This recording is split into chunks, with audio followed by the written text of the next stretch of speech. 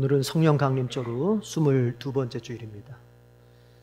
이 시간 우리 같이 마음을 다 모아서 영과 진리로 하나님 앞에 예배를 올려드리겠습니다. 주님은 주님을 부르는 모든 사람에게 가까이 계시고 진심으로 부르는 모든 사람에게 가까이 계신다. 주님은 당신을 경외하는 사람의 소원을 이루어 주시고 그들의 부르짖는 소리를 듣고 구원해 주신다. 아멘.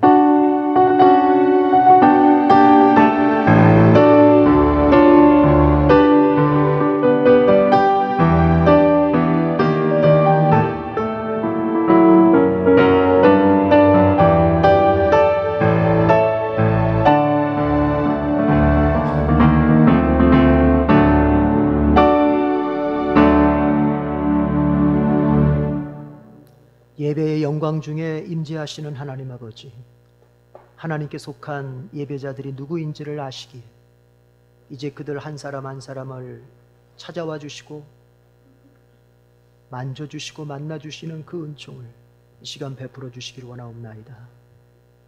주님 앞에 겸손히 예배의 무릎을 꿇은 귀한 성도들, 삶에서의 저들의 지침과 힘겨움이 오늘 예배 중 만난 주님으로 말미암아 새롭게 소생되게 하시고 영혼의 잘됨과 범사의 잘됨 그리고 그 육신의 강건함이 회복되는 그런 예배가 되게 해 주시옵소서. 우리의 예배를 통하여 하나님만의 영광을 받으시기 원합니다. 온 세상의 영광이 우리가 드리는 예배를 통하여서 드러나길 원합니다. 하늘의 하나님이 한없이 기뻐하시는 가운데 오늘의 예배가 잘 드려질 수 있도록 성령을 통하여 역사하여 주시옵소서. 예수 그리스도의 이름으로 기원하옵나이다. 아멘. 우리 다 같이 일어납시다. 경배 찬송 기쁨으로 나누자.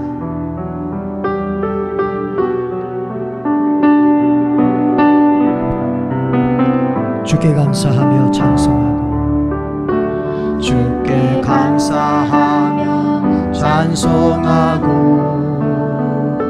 주 앞에 기쁨으로 나오는 자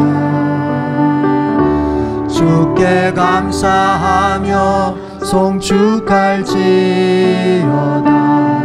그 이름을 송축할지어다 주의 선하심이 나의 길 인도하네 주의 인자하신 사랑은 변치 않네 주의 성실하심 날 위해 일하시니 은혜가 대대에 이르리라 주의 선하심이 나의 길 인도하네 주의 인자하신 사랑은 변치 않네 주의 성실하신 날 위해 일하시니 은혜가 대대에 이르리라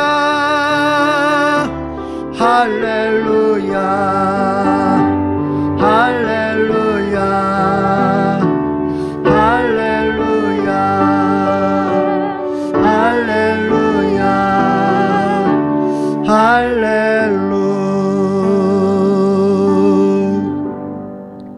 우리가 드리는 예배가 정결한 예배가 되도록 우리의 죄를 씻어내는 기도, 참회의 기도를 드립니다.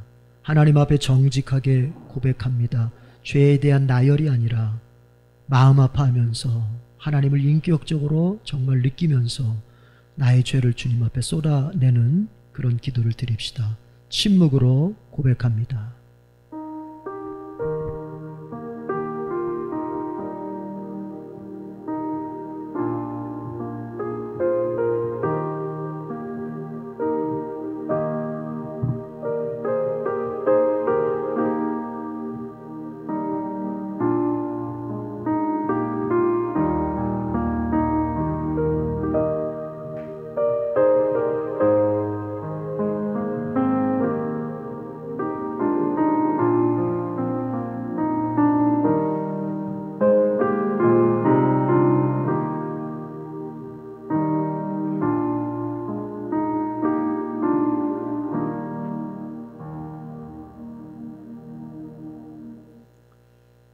하나님께 자신의 죄와 허물을 고백하는, 그래서 주님께 용서를 구하는 모든 사람들에게 우리 주님은 이사야 1장 18절의 말씀으로 용서의 말씀을 베풀어 주십니다.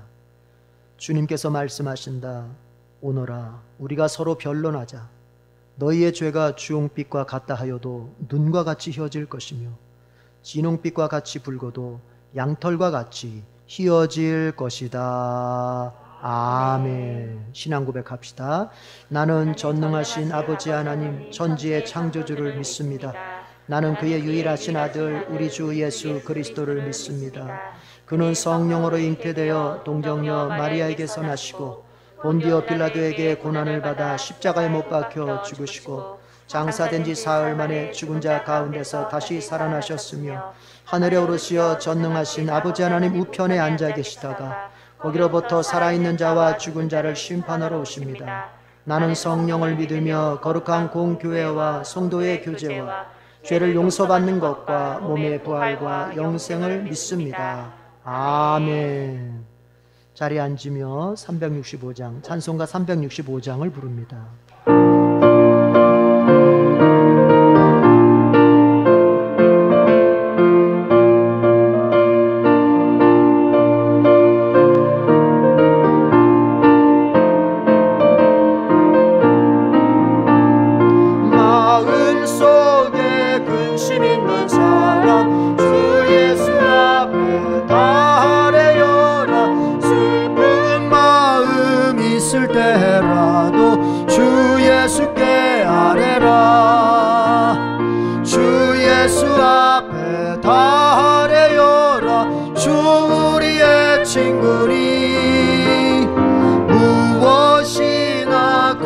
하지 말고 주 예수께 아뢰라. 눈물 나며 깊은 한숨 쉴 때 주 예수 앞에 다 아뢰어라. 은밀한 죄 내게 있더라도 주 예수께 아뢰라. 주 예수 앞에 다 아뢰어라. 주 우리의 친구니 무엇이나 근심하지 말고 주 예수께 아뢰라. 괴로움과 두려움 있을 때 주 예수 앞에 다 아뢰어라. 내일 일을 염려하지 말고 주 예수께 아뢰라. 주 예수 앞에 다 아뢰어라. 주 우리의 친구니 무엇이나 근심하지 말고 주 예수께 아뢰라. 죽음 앞에 겁을 내는 자여 주 예수 앞에 다 아뢰어라.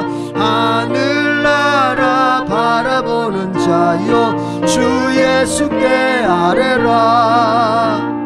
주 예수 앞에 다 아뢰어라. 주 우리의 친구니 무엇이나 근심하지 말고 주 예수께 아뢰라.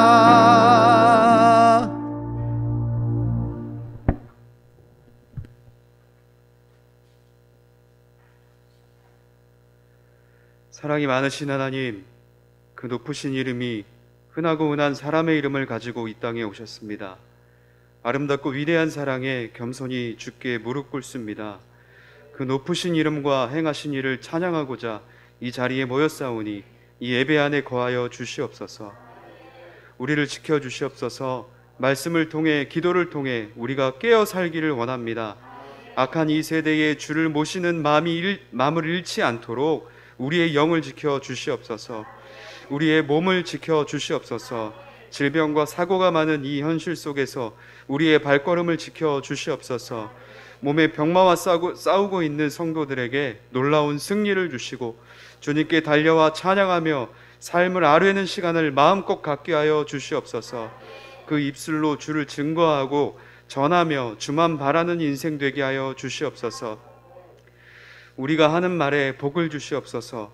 우리 음성이 예수님을 말하고 성경을 말하며 가족과 이웃에게 주님을 자랑하는 입술을 갖게 하여 주시옵소서. 우리가 복음의 씨를 뿌리면 주께서 열매를 거두실 줄을 믿습니다. 염려하지 않고 복음의 씨를 뿌리는 믿음을 주시옵소서. 성도들의 가정에 예배의 강물이 흐르게 하여 주시옵소서. 가정에서 드리는 예배 안에 거하여 주시고 예배의 시간을 놓치지 않도록 소중한 마음을 갖게 하여 주시옵소서. 주를 높이는 곳에 주님의 밝은 얼굴을 비춰 주시고 육과 영의 삶에 필요한 것을 공급하여 주실 줄을 믿습니다. 담임 목사님께 새로운 힘을 날마다 공급하여 주시옵소서. 성도를 위해 말씀을 준비하고 예배의 계획을 세울 때 넘치는 영감과 깊은 말씀의 은혜를 깨닫게 하여 주시옵소서. 명철과 지혜가 넘치는 복을 주셔서 주의 말씀으로 성도를 이끄는 지도자가 되게 하여 주시옵소서. 함께 하시는 김현희 사모님께 참된 말씀의 은혜와 주를 찬양하는 기쁨으로 채워 주시옵소서. 교회의 어머니로 성도를 사랑하고 바른 주의 길로 이끄는 일에 귀하게 사용하여 주시옵소서. 준비된 말씀 위에 복을 주셔서 전하는 목사님께 듣는 우리에게 은혜가 넘치는 시간이 되기를 원합니다. 모인 우리에게 성령의 은혜를 더해 주셔서 주님만 바라고 삶을 드리는 예배가 되기를 간절히 빕니다. 예수님의 이름으로 기도드리며 이제는 주님께서 가르쳐 주신 기도를 드리오니 하늘에 계신 우리 아버지, 아버지의 이름을 거룩하게 하시며 아버지의 나라가 오게 하시며 아버지의 뜻이 하늘에서와 같이 땅에서도 이루어지게 하소서. 오늘 우리에게 일용할 양식을 주시고 우리가 우리에게 잘못한 사람을 용서하여 준 것 같이 우리 죄를 용서하여 주시고 우리를 시험에 빠지지 않게 하시고 악에서 구하소서. 나라와 권능과 영광이 영원히 아버지의 것입니다. 아멘.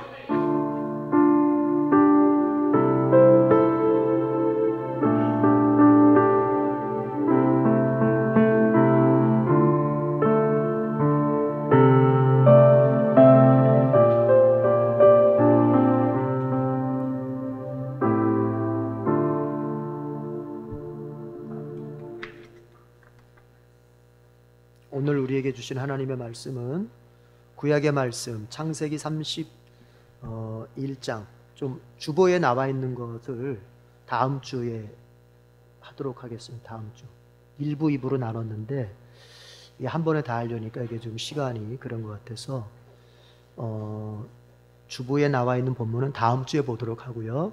오늘은 창세기 31장 10절에서 13절까지 보겠습니다. 창세기 31장 10절에서 13절입니다.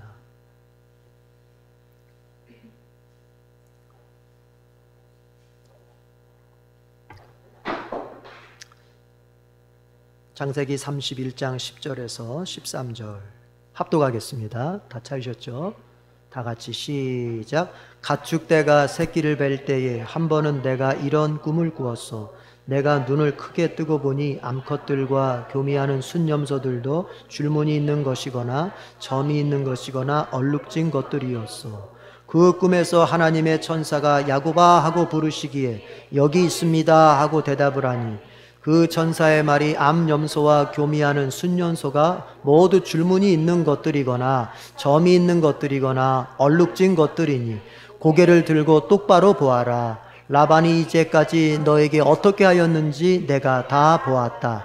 나는 베델의 하나님이다. 내가 거기에서 기둥에 기름을 붓고 거기에서 나에게 맹세하였다. 이제 너는 곧 이 땅을 떠나서 내가 태어난 땅으로 돌아가거라 하고 말씀하셨소. 아멘. 예루살렘 찬양대가 주님께 찬양을 부릅니다. 제목은 주님 한 분밖에는.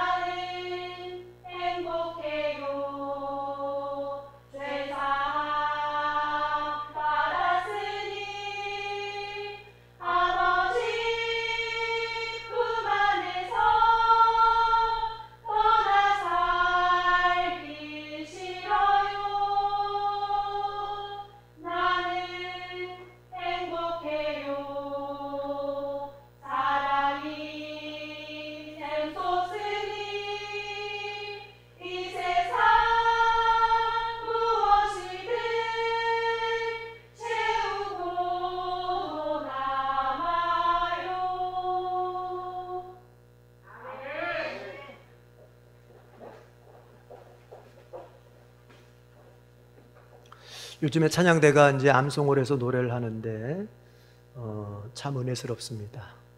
제가 1부 때도 잠깐 얘기를 했는데 원래 찬양은 암송을 해서 불렀어요. 중세시대 때도 보면 악보 없이 통째로 다 외워서 그걸 여러분들이 지금 보여주고 계신데 암송을 해서 부르다 보니까 여러분 스스로가 아마 은혜가 넘칠 겁니다. 묵상이라고 하는 것은 원래 암송을 해서 반복할 때 묵상이 되는 거거든요. 근데 여러분들이 그 일주일 동안 암송을 하기 위해서 여러 번 반복해서 부를 텐데 그러다 보면 그 반복해서 그 연습하는 가운데서 아마 성령이 그 노래를 통해서 주시는 그런 은혜가 있다고 봅니다. 어쨌든 우리 여러분 애써주셔서 너무 고맙습니다. 우리 찬양대에서 박수 한번 할게요. 고맙습니다. 우리 같이 한번 통성으로 기도해 봅시다. 기도합시다.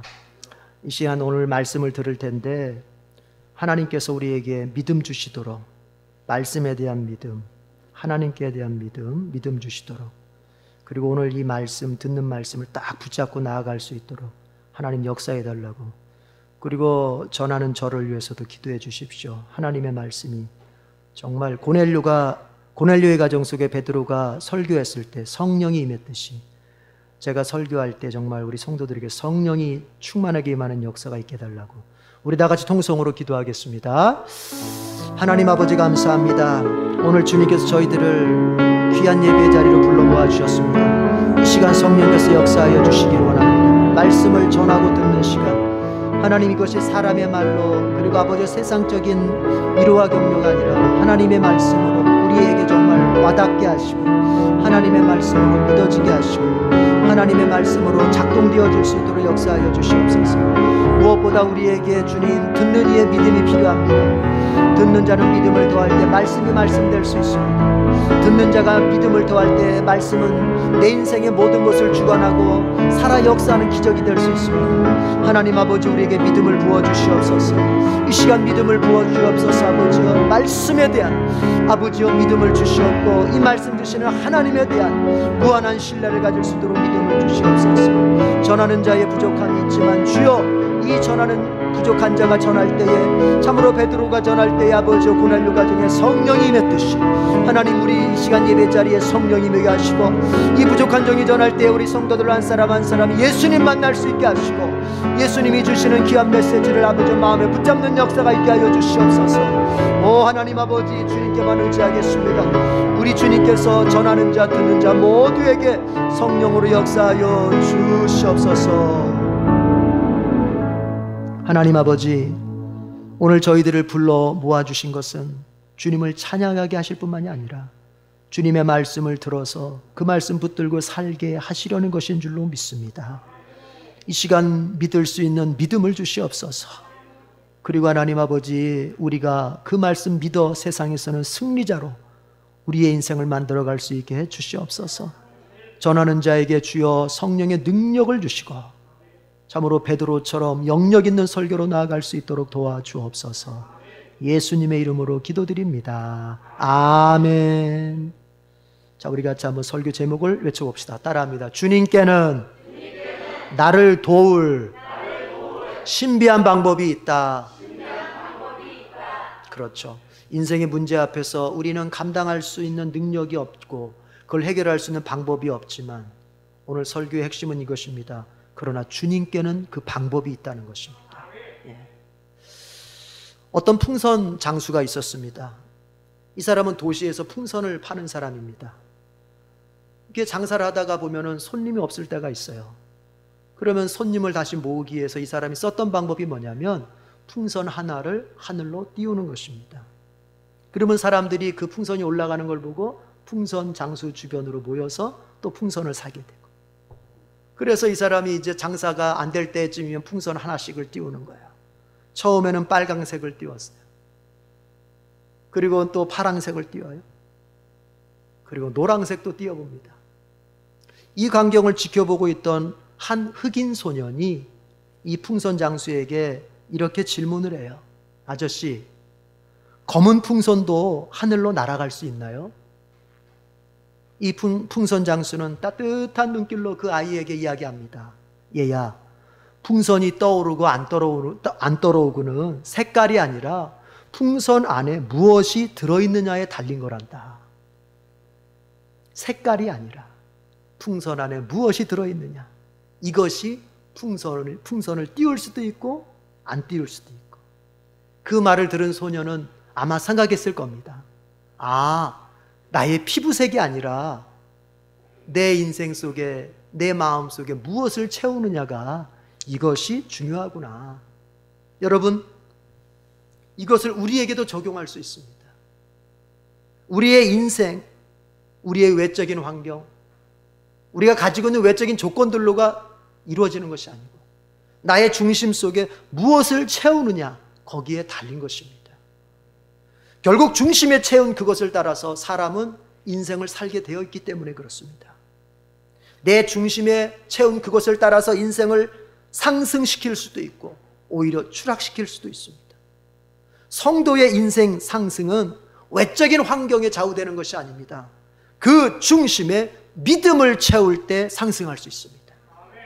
우리의 중심에 믿음을 채울 때, 하나님에 대한 믿음, 그리고 그분의 말씀에 대한 믿음을 우리 중심 속에 채울 때 풍선이 상승하듯이 우리의 인생도 상승할 줄로 믿습니다.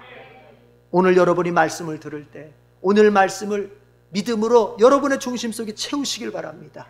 그러면 반드시 여러분도 야곱처럼 하나님으로부터 신비한 능력의 도우심을 받게 될 줄로 믿습니다. 야곱은 지금 현재 외삼촌의 집에 와 있습니다. 아버지와 형을 속인 것 때문에 고향을 떠나서 외삼촌 집에 피해 와 있습니다. 그런데 거기서의 삶이 너무나도 고단하고 힘들었습니다. 결혼도 했습니다. 그러면 이제 좀 가정도 세워가야 될 텐데 일은 죽도록 하는데 남는 건 하나도 없습니다. 일은 뼈 빠지게 하는데 버리는 아무것도 없습니다. 그래서 야곱이 이제 그 외삼촌에게 이야기합니다. 삼촌, 저 이제 고향으로 돌아가야 되겠습니다. 그러자 이 외삼촌 라반이 야곱에게, 조카에게, 아니 무슨 소리야, 왜 돌아가, 아이 조금 더 있어. 왜냐하면 라반도 알았거든요. 자기 조카 야곱 때문에 하나님이 자기 가정과 자기 사업장에 복을 주셨다는 것을 알고 있거든요. 그래서 야곱한테 그렇게 얘기하기도 했어요. 야곱아, 너 때문에 하나님이 나에게 복을 주셨는데 네가 떠나면 어떡하냐, 조금 더 있어라. 대신 내가 너에게 싹쓸 주마, 월급을 주마, 이렇게 제안을 해요. 그러자 야곱이 그 소리를 딱 듣자마자 다시 역제안을 합니다. 삼촌, 월급을 줄 건 아니고요, 제가 한 가지 제안을 드릴 테니 그걸 좀 들어주세요. 그게 뭐냐, 삼촌 양과 염소를 키우다 보니까 대부분이 이제 하얀색 아니면 검은색, 단색인데 그 양들 중에서는 좀 얼룩덜룩한 게 있더라고요. 그 몇 마리 되는 거, 그걸 좀 절 주세요. 그리고 앞으로도 이제 삼촌의 양과 염소가 새끼를 낳을 때 얼룩덜룩한 걸 낳으면은, 컬러풀한 걸 낳으면 절 주세요. 그럼 월급 대신 제가 그거로 받겠습니다. 그러니까 라반이 들어볼 때, 라반은 계산이 빠른 사람이거든요. 아주 얍삽한 사람이거든요. 이게 괜찮을 것 같거든요. 그 조건이 좋다. 그리고는 이제 야곱에게 그 얼룩덜룩한 거 주마 약속하고서는 바로 그날로 어떻게 하느냐, 자기 아들을 시켜가지고는 그 양떼들, 염소떼들 중에서 얼룩덜룩한 건 따로 모아가지고 저기 3일길 떨어지는 데로 다 이동시켜버립니다. 그러니까 그것마저도 속이는 거예요. 나중에 야곱의 얘기를 들어보면요, 이 삼촌이 10번이나 속입니다. 10번 사기를 치는 거예요, 조카를 향해서. 그래놓고는 돈을 안 줘요. 일만 시켜먹고. 오늘날 같으면 난리 나죠. 그런 야곱, 인생이 너무나 힘든 거예요. 그렇다고 삼촌의 그러한 부정과 착취와 그런 야곱에게 주는 삼촌의 그 고통을 야곱이 해결할 길이 없어요. 뭐 힘이 있어야죠. 얹혀 사는 주제에. 또 야곱은, 여러분, 그러니까 외삼촌은 제가 볼 때는 이용해 먹었던 것 같아. 야곱이 뭐 지가 집으로 돌아간다고는 하는데 지가 집으로 돌아갈 수 있을까? 집에서 쫓겨온 주제에 약점을 알고 있어. 그러니까 마음 놓고 착취하고, 마음 놓고 괴롭히고, 마음 놓고 짓밟는 거야. 야고보로서는 속수무책입니다. 이걸 어떻게 해결합니까? 자, 그런데요, 이때 하나님은 어떻게 하고 계셨을까요? 야고보 이처럼 고통의 삶을 살고 있을 때 하나님은 어떻게 하고 계셨을까요? 자, 여러분 성경 봅시다. 12절 보겠습니다. 31장 12절 다 같이 읽어보겠습니다. 시작. 그 전사의 말이 암염소와 교미하는 순염소가 모두 줄무늬 있는 것들이거나 점이 있는 것들이거나 얼룩진 것들이니 고개를 들고 똑바로 보아라. 라반이 이제까지 너에게 어떻게 하였는지 내가 다 보았다. 따라합시다. 내가 다 보았다. 여기서 말하는 내가는 하나님을 말하는 것입니다. 하나님이 지금 하시는 말씀이 하나님의 천사가 대언을 하고 있어요. 하나님이 다 보셨다는 거예요. 다 보셨다는 거예요. 하나님은 야곱의 고난의 삶을 다 보고 계셨다는 거예요.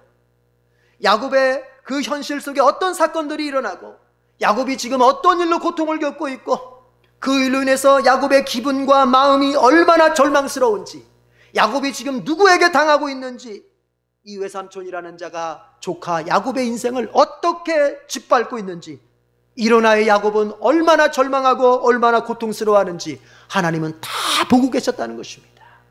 여러분 잊지 말 것이 있습니다. 따라합시다. 주님은 우리를 살피고 계신다. 주님 우리를 살피고 계세요. 주님은 우리를 보고 계세요. 여러분, 주님은 결코 우리에게서 눈동자를 떼지 않으십니다.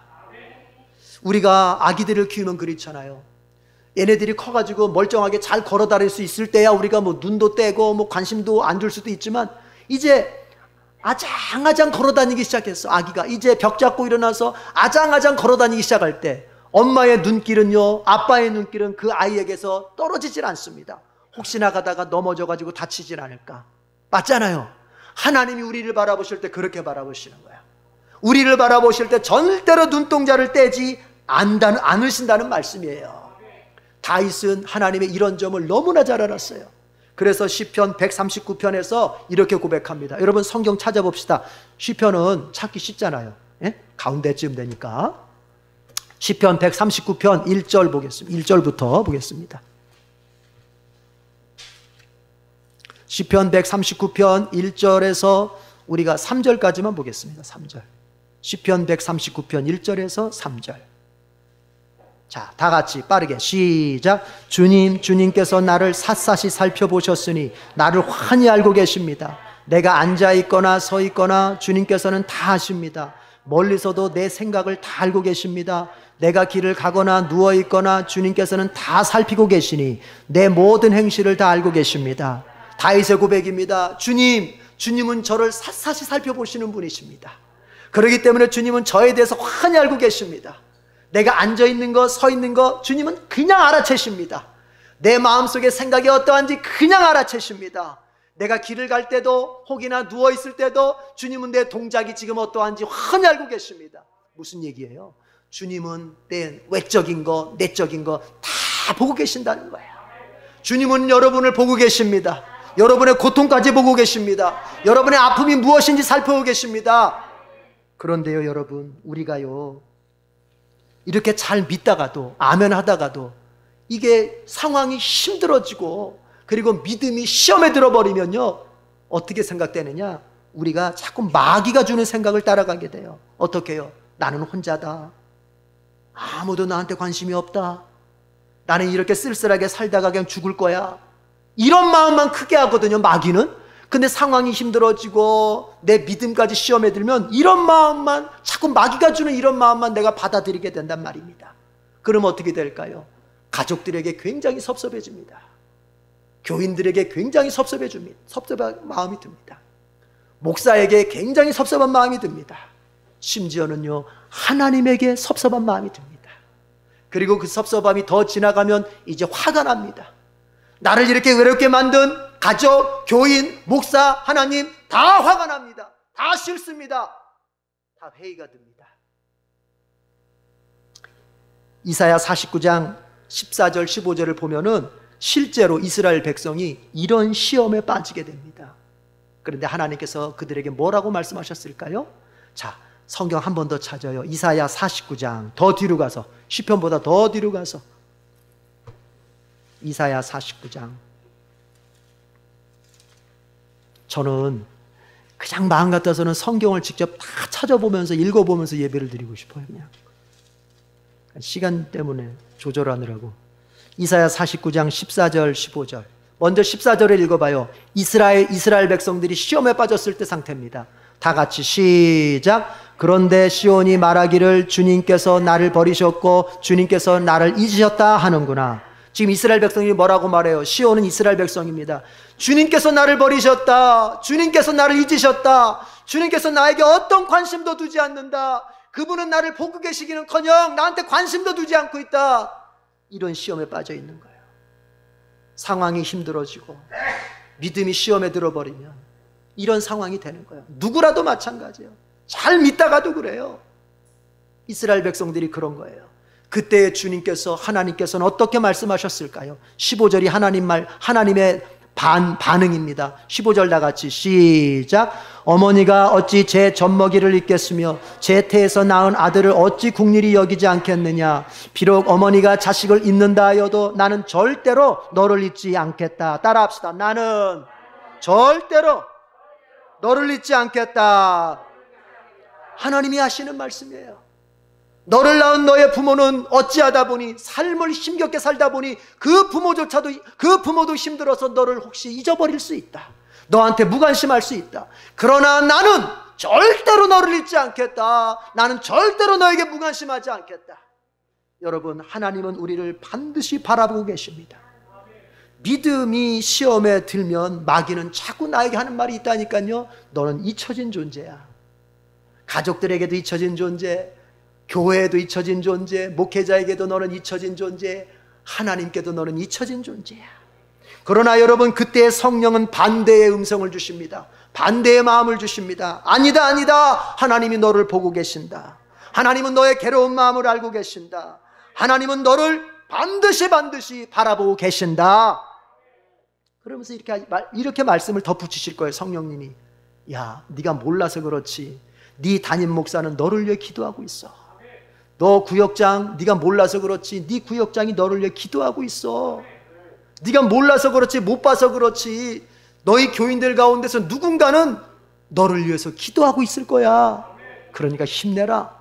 그러니까 찾아가 보고 같이 교제도 하면서 다시 힘을 얻어라. 성령은 반드시 이런 음성을 주실 겁니다. 여러분 그때 누구의 음성을 듣겠습니까? 마귀의 소리처럼 너는 잊혀진 존재야 하는 소리를 듣겠습니까? 성령께서 아니야, 하나님과 교회는 너를 기억하고 있어 라는 그 음성을 듣겠습니까? 선택은 우리의 몫입니다. 하나님은 반드시 우리를 야곱처럼 보고 계십니다. 오늘 야곱이 어떤 고통을 당하고 있는지 말씀하시잖아요. 내가 다 보았다. 오늘 이 음성이 들리십니까? 이 음성이 들리십니까? 내가 너를 다 보고 있다. 이거 믿을 수 있길 바랍니다. 자, 하나님은요, 야곱을 보실 뿐만이 아니라 이제 하나님은 그 어려움 당하고 고난 중에도 속수무책인 야곱을 도와주십니다.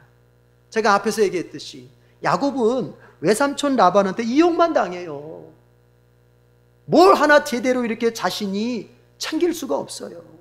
월급을 준다 그랬다가도 10번이나 안 주고, 방금 앞에서 약속한 것도 바로 그냥 없었던 일로 해버리고, 이런 라반 앞에서 야곱은 어찌할 수가 없어요. 그런데 오늘 하나님께서 그 야곱을요 이제 도와주십니다. 어떻게 도와주시느냐? 라반의 재산을, 라반의 가축을 뺏어서 야곱한테 주십니다. 옛날에는 재산이 가축이었잖아요. 그렇죠? 그러니까 라반이, 외삼촌이 아주 나쁜 마음 먹고 안 주는 그 돈을 갖다가, 원래는 줘야 되잖아요. 월급을 줘야 될 싹시잖아요. 안 주니까 하나님이 확 그냥 뺏어가지고는 이제 야곱한테 줍니다. 여러분, 하나님은요 억울한 사람의 그 억울함을 다 풀어주십니다. 이스라엘 백성이 430년 동안 이집트에서 지내는 동안 노예로 있던 시절이 있었잖아요. 긴 세월. 그 노예로 있으면서 일만 하고 그 이스라엘 백성들이 돈을 못 받았잖아요. 돈을. 근데 하나님이 그걸 어떻게 하십니까? 출애굽할 때 다 갚아주십니다. 어떻게 갚아주시죠? 이렇게 얘기하잖아요. 모세한테. 야, 이제 열 번째 재앙 내려가지고 애굽의 모든 장자들을 죽인 다음에 이제 하나님이 너네들 떠나라. 이제 이집트의 왕이 이제 너희들 그냥 나가 빨리 떠나라 할 때 하나님께서 모세한테 시키죠. 그냥 나오지 말고 너희 이집트 이웃들한테 은과 금을 달라고 해라. 이렇게 하거든요. 읽어보셨죠? 네, 읽어보셨죠? 그래서 이스라엘 백성들이 나올 때 그냥 나오지 않고 이집트 사람들한테 돈을 챙겨서 나옵니다. 그건 뭐냐? 강탈한 게 아니에요. 뺏어온 게 아니에요. 원래 노예처럼 일한 다음에 받았어야 할 대가를 안 줬던 걸 하나님이 한꺼번에 찾게 하시는 거예요. 그러니까 여러분 혹시나 일하고 월급 못 받은 거 있어요? 하나님께 기도하면 하나님 받아주십니다. 저기 해결사들한테 가지 말고 그럼 불법되니까 하나님 앞에 기도하시라고요. 하나님이 받아주신다고요. 자, 어쨌든 하나님이 그렇게 야곱을 도와주시는 거예요. 어떻게 도와주시느냐? 하나님이 이렇게 도와주세요. 자, 11절, 우리 본문 11절, 12절 읽어보겠습니다. 10절 읽어보겠습니다. 10절. 그리고 10절 읽고 그 다음에 12절 읽겠습니다. 10절 다 같이 시작. 가축대가 새끼를 뵐 때에 한 번은 내가 이런 꿈을 꾸었어. 내가 눈을 크게 뜨고 보니 암컷들과 교미하는 순념소들도 줄무늬 있는 것이거나 점이 있는 것이거나 얼룩진 것들이었어. 12절 한 번 더 시작. 그 천사의 말이 암염소와 교미하는 순염소가 모두 줄무늬 있는 것들이거나 점이 있는 것들이거나 얼룩진 것들이니 고개를 들고 똑바로 보아라. 라반이 이제까지 너에게 어떻게 했는지 내가 다 보았다. 무슨 얘기냐면요, 하나님께서 꿈에 나타나셔서 야곱이 속수무책이니까 도대체 라반의 사기성을 이걸 이길 수가 없어요. 그러니까 라반은요, 이 사람은 대단한 사기꾼이야. 야곱도 대단한 사람이거든요. 야곱이 원래 사기꾼이라는 이름 아닙니까? 야곱이라는 이름 자체가 사기꾼이라는 뜻이에요. 그게 엄밀히 얘기하면. 근데 자기보다 한 수 더 위를 만난 거예요. 여러분이 이걸 아셔야 돼요. 하나님이 내 버릇을 고치는 방법 중에 하나가 뭔지 아세요? 나하고 똑같은 성향의 나보다 더 센 사람을 만나게 하십니다. 네? 내가 만약 거짓말을 내가 잘한다. 그러면 이거 어떻게 고치시냐? 나보다 거짓말 잘하는 사람을 만나게 해서 늘 그거로 당하게 만듭니다. 내가 만약에 고집이 세다. 그러면 어떻게 고치느냐? 나보다 고집 센 사람을 가까이 만나게 해서 엄청 고집 센 사람 때문에 당하게 만듭니다. 예. 이해가 되세요? 그런 거예요. 그러니까 야곱이 얍삽하게 사는 사람 아닙니까? 형 속이고 아버지 속여서 장자권, 축복권 받아내고 이런 야곱. 근데 야곱보다 한 수 더 위야 라반은. 그러니까 뛰는 놈이에 나는 놈이에요. 이길 수가 없어. 그런데 하나님께서 이겨주시는 거예요. 속수무책인 야곱에게 하나님이 방법을 주시는 거야. 어떻게 주시느냐? 쉽게 얘기하면 이런 겁니다. 야곱아, 이제부터 새끼 날 때 얼룩진 거 네 거가 될 거야. 얼룩진 건 네게 될 거야. 그러니까 그거를 잡아라. 이런 꿈을, 암시를 주시는 거예요. 그러니까 이제 우리가 다음 주에 보겠지만, 다음 주에 이 성경 앞장 30장을 보면은 야곱이 어떤 일을 하냐면은 뭐 세 가지 나무, 미루나무, 그 다음에 뭐 감복숭아나무, 그 다음에 뭐죠? 플라타나스 나무, 이 세 가지 나무 뭐 껍질을 벗겨가지고 양들이, 염소들이 물 먹을 때 거기다 앞에 두니까 새끼를 날 때 보니까는 얼룩얼룩한 게 낫다. 뭐 이런 거 이제 앞에 다음 주에 할 건데, 그 사건이 먼저 있었던 게 아니라 그 사건 있었기 전에 하나님이 먼저 야곱에게 꿈에서 먼저 말씀하신 거예요. 내가 너에게 얼룩덜룩한 양과 염소를 주겠다. 이 꿈을 먼저 주신 거예요. 그러니까 야곱이 이제 그러면 어떻게 해야지 해가지고, 이 얘기는 제가 다음 주에 할 텐데 이제 그 얼룩덜룩한 걸 낳을 수 있도록 자기가 한 거예요. 자, 이 얘기는 다음 주에. 어쨌든 뭐가 먼저였다? 하나님이 만나주시는 게 먼저였어요. 하나님이 꿈속에서 만나주신 거예요. 하나님께서 방법을 주신 거예요. 내가 너를 도와주겠다고 약속을 주신 거예요. 여러분, 어떤 일을 해결해 가는 데 있어서 나는 속수무책일 때, 내 인생을 열어가는 데 있어서 나는 속수무책일 때 먼저 중요한 게 있어요. 문제 자체에 먼저 매달리면 안 된다 그랬잖아요. 우리는 하나님께 먼저 매달려야 되는 거예요. 하나님께. 그래서 하나님으로부터 응답을 받아야 되는 거예요. 하나님으로부터 약속을 받아야 되는 거예요. 하나님의 말씀을 듣는 게 중요한 이유가 바로 거기에 있습니다. 여러분이 오늘 이 예배를 드리면서 하나님의 말씀을 들을 때 하나님은 오늘 이렇게 말씀해 주시는 겁니다. 너에게는 답이 없지만 나에게는 답이 있다. 너에게는 방법이 없지만 나에게는 방법이 있다. 너에게는 방법이 없지만 나는 신비한 방법을 동원해서라도 너를 도울 준비가 돼 있다. 이 약속의 말씀을 먼저 듣고 그리고 현실에 나가서 이제 내가 해야 될 걸 해야 되는 것입니다. 여러분, 오늘 약속의 말씀이 여러분의 것으로 믿어집니까? 그러니까 이런 얘기예요. 하나님이 신비한 방법을 동원해서 야곱에게 그 뺏겼던 모든 재산들을 다시 회복시켜 주시는 것입니다. 여러분, 이런 게 아니에요. 야곱이 그 나무 세 개 나무 껍질 잘 벗겨가지고 세워놔서 양들이 그 얼룩덜룩한 나무를 봤기 때문에 그 양들이 새끼 날 때 얼룩덜룩한 걸 난 게 아니에요. 그거 과학적인 근거 있겠어요? 없겠어요? 없어요. 또 그거 따라서 하지 마세요. 옛날 조용기 목사님이 야 나도 예수님처럼 한번 물이 걷는 거 한번 해보자 해가지고 큰 대야에 다락이라 그러죠. 거기다가 물 받아놓고 주여 믿습니다 하고 물 위에 서봤다는데 어떻게 됐을까요? 가라앉죠. 자연의 법칙은 여러분 가라앉게 돼 있는 거예요. 그거는 예수님이니까 가능한 거예요. 왜요? 예수님이 예수님이심을 보여주기 위해서 한 거거든요. 우리는 예수님이심을 보여줄 필요가 없잖아요. 내가 신이라는 걸 보여줄 필요가 없잖아요. 근데 어쨌든 그러니까 하나님 그러면 뭐냐? 그 얼룩덜룩한 나무를 봤기 때문에 양들이 염소들이 새끼를 얼룩덜룩한 걸 난 게 아니라 하나님이 약속하셨기 때문에 그렇게 되는 거예요.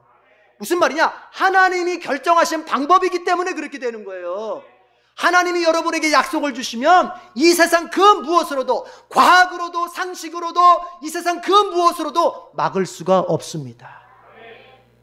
세상 사람들은 그럴 거예요. 아유 과학적인 근거도 없는 거 가지고 아유 저것들은 역시 미쳤어 광신자들이야. 그게 아니라니까요. 우리도 그게 과학적인 근거가 없는 거 알아요. 이해해요. 그러나 우리는 믿음이 있는데 무슨 믿음이냐? 하나님이 정하신 방법은 세상이 이해할 수 없어도 반드시 이루어진다는 것입니다. 믿으세요? 그 믿음이 있어야 돼요. 여러분, 하나님은요 과학적인 방법을 동원해서 일하기도 하십니다. 예를 들어서 여기 병자가 있습니다. 그러면 하나님께서는 의학이라는 과학을 사용해서 그 병자를 고치시기도 하십니다. 그러나 때로는 의사가 이건 더 이상 어렵습니다. 이거는 우리 오늘날의 의학의 실력으로는 이 병을 고칠 수가 없습니다. 그러면 그때는 어떻게 합니까? 여러분, 그때는 하나님의 초월성, 하나님의 신비한 방법으로 하나님이 고치실 수 있는 거예요. 물론 하나님이 뜻하셔야겠죠. 그러나 하나님이 그거를 못 고치시거나 그것을 손댈 수 없는 그런 지경은 없다는 것입니다. 이해가 되셨으면 아멘. 하나님은 우리를 도우실 때 과학적인 방법, 상식적인 방법, 교양적인 방법으로도 일하시기도 하시지만 때로는 교양을 넘어서서 상식을 넘어서서 과학을 넘어서서 신비한 방법을 동원해서라도 우리를 도우십니다.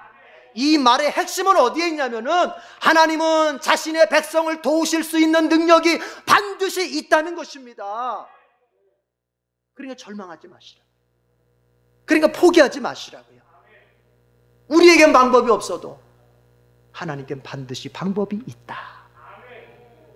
예수님께서 오병이의 기적을 일으키신 다음에 이제 산으로 기도하러 올라가십니다. 제자들을 먼저 떠나보냈습니다. 나는 기도하러 산으로 갈 테니까 너희들은 배 타고 먼저 갈릴리 호수 건너서 건너편 동네로 가 있거라. 내가 나중에 거기로 가마. 그래서 이제 제자들이 배를 타고 떠났던 겁니다. 그런데 예수님이 새벽까지 기도를 하셨는데 새벽 기도 마치고 내려오시는데도 제자들은 갈릴리 그 바다 호수 한 복판에서 앞으로 전진을 못하는 거예요. 왜요? 맞바람이 너무 세가지고 왜 갈릴리 호수의 바람이 굉장히 세거든요. 앞으로 전진을 못하는 거예요. 예수님이 기도 다 마치고 내려온 새벽까지도. 그걸 예수님이 이제 호숫가에서 멀리서 보셨습니다. 저 녀석들이 아직도 못 가고 있네. 그러면 내가 가서 좀 도와줘야 될 텐데 어떻게 하나? 여러분, 거기는 배가 한 척도 없습니다. 예수님이 제자들한테 가서 도와야 되는데 도울 방법이 없어요. 갈 방법이 없어요. 예수님 어떻게 가십니까? 무리를 걸어서 가시는 거예요. 아멘이 적네. 무리를 걸어서 가시는 거예요. 그건 무슨 말이에요? 제자들을 도울 방법이 없다. 나도 안 되겠다.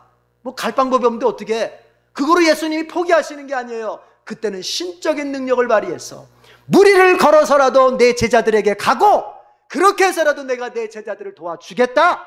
이게 예수님 마음이란 말이에요. 믿으시길 바라요. 이스라엘 백성들이 이집트를 탈출할 때 나오긴 나왔는데 완전히 빠져나가지를 못했어요. 왜요? 앞에 홍해가 있잖아요. 그런데 뒤에는 또 이제 마음을 고쳐먹은 그 이집트의 바로가 군대를 이끌고 달려옵니다. 병거의 군대를 이끌고, 병거라고 하는 오늘날로 말하면 전차예요. 전차 군대를 이끌고 막 쫓아오는 거예요. 앞에는 홍해가 있죠. 뒤에는 전차 부대가 죽이려고 따라오죠. 이제 이스라엘 백성은 꼼짝없이 중간에 갇혀가지고 죽을 수밖에 없습니다. 그때 하나님께서는 어떻게 하십니까? 야, 그 큰 바다 나도 어쩔 수 없다. 뭐 그냥 할 수 없지 뭐 어떡하냐. 니들이 알아서 해야지. 이러시지 않고 하나님께서 어떻게 하십니까? 그 홍해 바다를 둘로 쫙 나눠버리십니다. 그리고 거기다 길을 쫙 내십니다. 그리고 이스라엘 백성을 다 내보내는 거예요. 여러분, 하나님께는요 과학적인 방법도 사용하시지만 하나님은 때로는 신비한 방법도 사용하시는 것입니다. 반드시 여러분을 돕겠다 이겁니다. 하나님께서 이제 이스라엘 땅에 3년 6개월 동안 비를 내리시지 않았습니다. 그러면 꼼짝없이 죽는 거예요. 거기는 비 없으면 농사를 못 짓기 때문에. 그때에 하나님의 종 엘리야도 굶어 죽을 판입니다. 엘리야는 아방한테 쫓기는 신세예요. 어디 가서 자신을 밝혀놓고 먹을 걸 얻을 수가 없어요. 숨어 있어야 되거든요. 근데 어디서 먹을 걸 얻어요? 그런데 성경에 보니까 뭐라고 돼 있습니까? 하나님이 뭘 시켜서? 까마귀를 시켜서 먹을 걸 날라다 주셨답니다. 믿으십니까? 뭐 어떤 신학자들, 자유주의 신학자들이 이렇게 해석하려고 해요. 그 까마귀는 진짜 이거 까마귀가 아니라 원래 이방 종교의 제사장을 의미하는데 그들이 도와줬다 뭐 이렇게 얘기를 해요. 여러분, 그건 다 헛된 소리예요. 헛된 소리. 까마귀라고 하면 까마귀인 거예요. 하나님이 까마귀를 통해서 먹을 걸 갖다가 엘리야한테 갖다 준 겁니다. 뭐예요? 하나님은 신비한 능력을 통해서라도 자신의 종을, 자신의 백성을, 자신의 자녀를 도와주실 수 있는 것입니다. 하나님께는 이렇게 다 준비되어 있어요. 하나님께는 이렇게 여러분을 도울 준비가 다 돼 있어요. 그러니 여러분, 세상 살면서 어려움 좀 만났다고, 내 힘으로 되지 않는 일 조금 만났다고, 내 능력 넘어서는 일 만났다고 삶을 포기하거나 절망하고 그냥 아무렇게나 살지 말고, 주님께서는 어떠한 방법을 써서라도 그 주님이 나를 도울 수 있다고 하는 믿음을 가지고 여러분이 그 삶을 이겨낼 수 있기를 축복합니다. 그러면 이 도우심을 얻는 데 있어서 우리가 해야 될 일, 그거는 다음 주에 알려드리도록 하겠습니다. 기대하고 오시길 바랍니다. 자, 우리 같이 통성으로 한번 기도합시다. 하나님께는 내 인생에 대한 방법, 내 문제에 대한 방법 다 준비하고 있음을 내가 이제 믿겠습니다. 이런 믿음으로 주님, 내가 한 주간의 삶을 승리하며 살게 해달라고 다 같이 통성으로 기도하겠습니다. 하나님 아버지, 감사합니다. 우리 주님께서 오늘 우리에게 주신 말씀 너무나 귀하고 소중합니다. 하나님은 우리를 보고 계십니다. 또한 하나님은 우리의 모든 고통의 자리에서 우리를 위한 그 아버지 하나님의 정말 도울 방법을 가지고 계십니다. 원한다면, 필요하다면 주님께서는 신비한 방법을 동원해서라도 우리의 삶을 도와주실 수 있습니다. 우리 성도들 어떤 삶의 자리에 놓여 있든지, 하나님, 우리가 정말 어떠한 장벽에 부딪혀 있든지, 어떠한 막다른 길에 아버지와 우리가 들어서 있든지 절대로 삶을 포기하지 않게 하시고, 우리 하나님께서는 필요하다면 신비한 능력을 동원해서라도 나를 도우실 수 있음을 믿고, 하나님 아버지, 끝까지 인생길 잘 달려갈 수 있도록 도와주시옵소서. 우리 주님은 도우실 수 있습니다. 우리 주님은 능력을 행하실 수 있습니다. 이 주님에 대한 믿음으로 한 주간도 승리하며 살게 해 주시옵소서. 우리 주님께서 우리를 항상 바라보고 계심을 이제 믿습니다. 우리 주님께서는 어떤 일에서든지 나를 위하여 도우실 수 있는 능력 있으신 분이심을 믿습니다. 필요하다면, 과학적으로는 이해할 수 없고 이성적으로는 설명할 수 없지만 신비한 능력을 동원해서라도 우리 주님이 나를 도우실 수 있다는 사실을 믿습니다. 이 믿음을 가지고 나가서 세상에 부딪히고 있는 모든 장벽들 속에서 다 이겨낼 수 있도록 도와주시옵소서. 예수님의 이름으로 기도드립니다. 아멘. 우리 지난주에 불렀던 복음성가 한 번 더 부르겠습니다. 나는 믿네.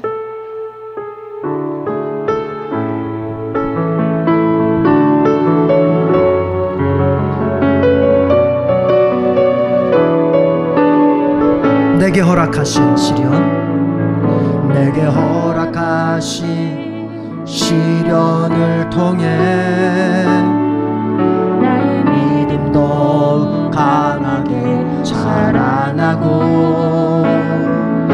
험한 산과 골짜기 지나는 동안 주께 더 가까이 나를 이끄시네. 내가 겪는 시험이 어렵고 힘겨워도 내 주님보다 크지 않네. 내 앞에 바다가 갈라지지 않으면 주가 나로 바다 위 걷게 하리. 나는 믿네. 주의 능력으로 내 삶 새롭게 되리. 나는 믿네. 주의 능력으로 담대히 나가리라. 주와 함께 싸워 승리하리라. 날마다 믿음으로 나 살아가. 나는 믿네. 나는 믿네. 가지고 오세요. 주의 능력으로 내 삶 새롭게 되리. 나는 믿네. 주의 능력으로 담대히 나가리라. 주와 함께 싸워 승리하리라. 날마다 믿음으로 나 살아가리. 하나님이 나를 보고 계시다는 믿음, 그리고 하나님이 나를 언제든지 무엇으로든지 도우실 수 있다는 믿음, 이 믿음으로 여러분이 살아갈 수 있기를 축복합니다. 기도하겠습니다. 하나님 아버지, 이 믿음이 있기에 오늘 우리 성도들 정말 예물을 자원하는 마음으로, 기쁜 마음으로 주님께 바칩니다. 우리의 삶을 위하여 항상 신비한 능력까지라도 예비하고 계시는 하나님을 바라볼 때 우리는 절망할 수 없고 희망밖에 없습니다. 주님, 이러한 기대감이 있기에 우리는 주님 앞에 예물을 기쁘게 바칩니다. 아버지 하나님, 예물을 바친 손길마다 주님의 보아주심이 있게 하시고, 그리고 그 예물을 바친 저들의 삶의 자리에 예물의 그 재물에 넘치는 복이 있게 하셔서 우리 교회에 주신 선교와 구제의 사명을 더 잘 감당하는 성도들이 되도록 주님 역사하여 주시옵소서. 감사합니다. 오직 하나님께만 영광을 돌리고 하나님만 믿으며 살겠습니다. 예수님의 이름으로 기도드립니다. 아멘.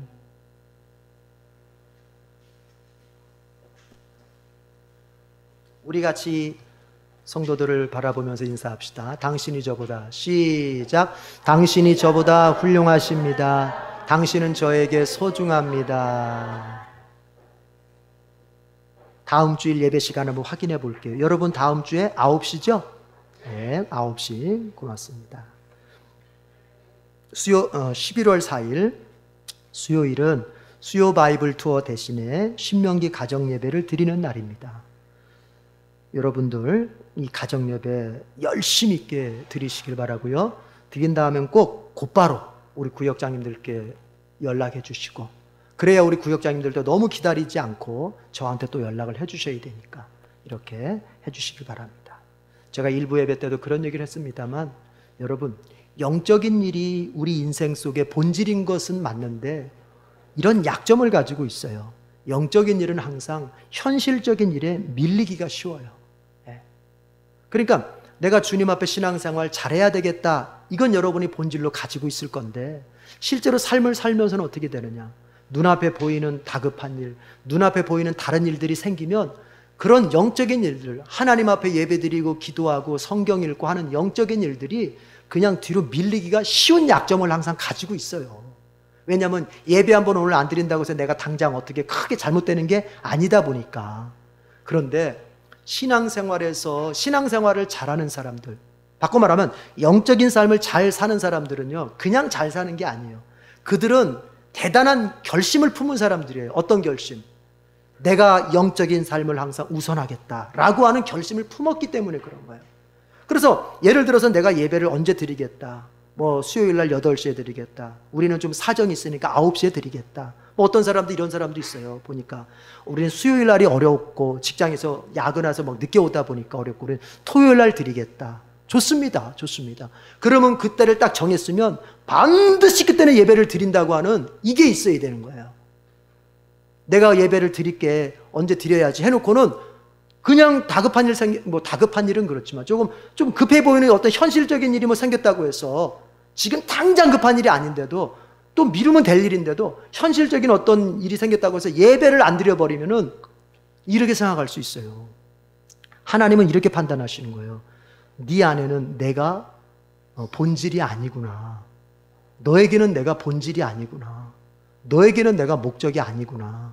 그래서 가정 예배를 드리는 거, 기도하는 거 이런 것을 갖다가 딱 정해놨으면은 정해놓은 걸 하느냐 안 하느냐를 가지고서 이렇게 하나님은 판단하실 수도 있어요. 나의 신앙의 수준을 판단하실 수도 있는 거예요. 정말 나는 하나님을 얼마나 사랑하는지, 나는 하나님을 얼마나 내 인생의 본질로 생각하는지. 에이, 어떻게 그게 그거하고 연결될 수 있어요? 아니, 연결되는 거예요. 그러니까 예수님이 너희는 먼저 그의 나라, 하나님의 나라를 먼저 구해라 그랬는데, 여러분 그거를 너무 거창하고 추상적으로 생각하면 안 돼요. 하나님의 나라를 구한다고 하는 게 추상적인 게 아니에요. 바로 수요일 날 가정 예배를 드리는 게 하나님의 나라를 먼저 구하는 거예요. 신앙은 항상 구체적이어야 됩니다. 추상적이고 되면 안 돼요. 이해가 되셨습니까? 예. 그래서 꼭 그렇게 하셔야 돼요. 그리고 기도 생활, 말씀 생활, 그 다음에 경건 훈련표도 마찬가지. 기도 생활, 말씀 생활 딱 정해놨으면 반드시 해야 돼요. 반드시. 그러면 두 가지가 유익입니다. 뭐냐? 하나님과 나와의 영적인 관계가 좋아져서 유익이고, 또 하나는 뭐냐? 사람의 자존감이 올라가는 거예요. 여러분, 자존감이 떨어지는 이유 중에 하나는, 원인 중에 하나는 뭐가 있냐면은 내가 결심한 거를 안 해버리면 자꾸 내 자존감이 떨어져요. 나는 못하는 사람이구나. 나는 결심만 하고 못하는, 이렇게 돼버리는 거예요. 그래서 결심을 하고 했으면 그걸 반드시 행해야 돼요. 그래야 내가 내 자존감을 지키는 것이죠. 하나님과의 영적인 관계가 좋아지는 건 물론이고, 하나님과 영적인 관계가 좋아지니까 하나님이 삶의 복을 주셔서 문제도 해결되고. 자, 설명 잘 됐습니까? 그래서 우리 가정 예배 잘 드리도록 합시다. 예. 자, 다 같이 일어나겠습니다. 죄송합니다. 한 가지 더, 그대로 선체로. 동계 기간에는 예배 시간 중에는 창문을 닫고 나머지 시간에는 환기를 위해서 창문을 열어두겠습니다. 이제 우리가 헷갈릴 수 있잖아요. 창문을 열어야 되는데. 그런데 이제 일주일 내내 그리고 24시간 계속 열어놓고 있고요. 근데 예배 시간 할 때는 이제 옆에 있는 분들이 너무 추워하니까 1시간만 좀 닫아놨다가 다시 열도록 하겠습니다. 아시겠죠? 예, 우리 다 같이 목적 선언문 암송하고 찬양하겠습니다. 시작. 우리는 한 영혼을 구원하여 예배, 교제, 훈련, 봉사, 전도의 삶을 살아가는 예수 그리스도의 온전한 제자로 세운다. 아멘. 우리는 한 영혼을 구원하여 예배, 교제, 훈련, 봉사, 전도의 삶을 살아가는 예수 그리스도의 온전한 제자로 세운다. 주여 한 영혼을 구원해 주소서. 주여 그 이름을 불러주옵소서. 간절히 기도드리오니 구원하소서. 함께 천국에서 주를 뵙게 하소서. 내 입술은 연약하나 주는 강하시니 내 입술이 주 전할 때 능력 나타내소서. 주여 한 영혼을 구원하소서. 닫힌 마음 문을 열어주소서. 주소서. 주여 그 이름을 불러주소서. 거절할 수 없는 은혜 주소서. 성령님 능력으로 예수님의 권세로 나를 사용하사 구원하소서. 사랑하는 성도 여러분, 지금 삶이 너무나 힘들고 외롭고 공고합니까? 이 모든 삶에 대하여 아무도 알아주는 이가 없다고 생각하십니까? 아닙니다. 우리 주님이 야곱에게 하셨던 말씀처럼 내가 다 보고 있다 하십니다. 여러분은 결코 혼자가 아닙니다. 또한 보신 주님은 도와주십니다. 필요하다면 이 세상은 알 수 없는 신비한 능력을 통해서라도 우리 주님은 반드시 우리를 도와주십니다. 그러니 여러분의 현실에 큰 난관 앞에서 삶을 절망하고 포기하지 말고 이 주님을 믿고 전진할 수 있기를 축복합니다.